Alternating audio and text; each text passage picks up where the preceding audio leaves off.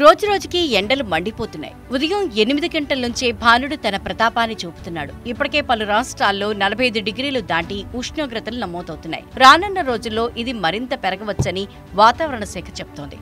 ఇప్పటికే పలు రాష్ట్రాలు నిప్పులు కొలిమిలా మారుతున్నాయి. పగటిపూట కాలు బయట పెట్టాలంటే భయపడే పరిస్థితులు నెలకొన్నాయి. కానీ ఆఫీసులు, ఇతరిత్రా అవసరాల కోసం బయటికి వెళ్లక తప్పని పరిస్థితుల్లో పుదుచ్చేరి ప్రభుత్వం వినూత్నంగా ఆలోచించింది.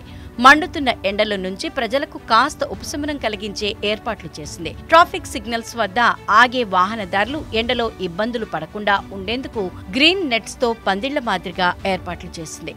రాష్ట్ర ప్రజా పన్నుల విభాగం ఆధ్వర్యంలో పుదుచ్చేరి వ్యాప్తంగా పలు సిగ్నళ్ల వద్ద కొంత దూరం వరకు ఈ గ్రీన్ షెడ్ నెట్స్ ను ఏర్పాటు చేశారు. ఇందుకు సంబంధించిన దృశ్యాలను కొందరు వీడియో తీసి సోషల్ మీడియాలో పోస్ట్ చేశారు.